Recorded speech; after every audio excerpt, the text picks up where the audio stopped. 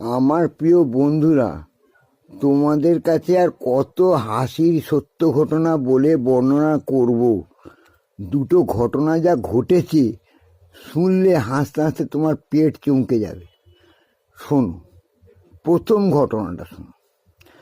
আমার বন্ধুর নাম পচা। তার বউ 8-10 দিন হলো মারা গেছে।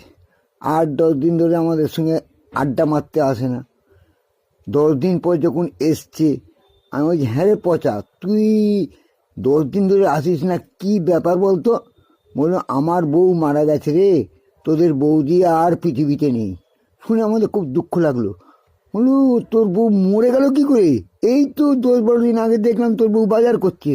বলছে, আর বলিস না, ঘটনাটা কী হয়েছে তাহলে শোন, ভালো করে বলছি। আমি একটা পেপসির বোতলের মধ্যে বিষ ভরে নিয়ে গিয়েছিলাম, যে বিষটা আমি খাবো। কারণ সারাদিন ধরে আমার যা বিপদ চলছে, যা অঘটন ঘটছে, সেই দেখে আমার আর বেঁচে থাকার ইচ্ছে ছিল না। কীরকম বিপদ, কীরকম বিপদ, বল একটু বল শুনি।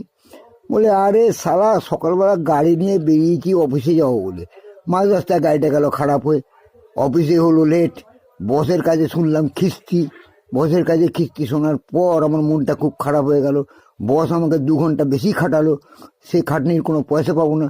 তারপর রাস্তায় বেরিয়েছি, বেরিয়ে একটা উটকো লোকের সঙ্গে ঝগড়া হলো, প্রচণ্ড ঝগড়ার পর মন টন খারাপ করে বাড়িতে আসবার সময় আমি একটা পেপসির বোতল কিনে তার মধ্যে একটা ভালো বিষ কিনে মিশিয়ে দিয়ে এসেছি, যে বাড়িতে গিয়ে বসে খাবো, সারা এই জীবন আর রাখবো না।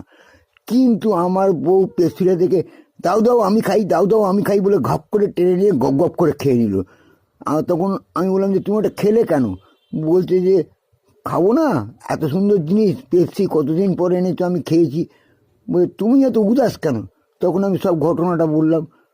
তার ফলেই তো বউটা মারা গেল। বলে, ওরে বাবা। আর একটা ঘটনা কী হয়েছে শুন, বলছি। একটা সেলসম্যান, সে বাড়িতে ডেমো নিয়ে গেছে কি ভ্যাকুয়াম ক্লিনারের।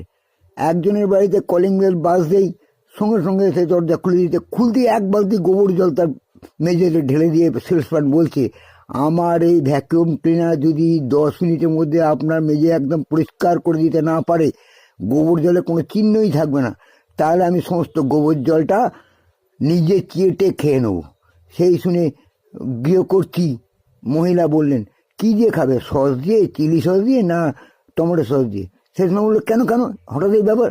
বলে, বাড়িতে তো ইলেকট্রিসিটি নেই, তাই এখন তো আপনাকে চেটে খেতেই হবে, নইলে তো উপায় নেই, বুঝলে, আমার ঘরটা নোংরা করে যাবে নাকি।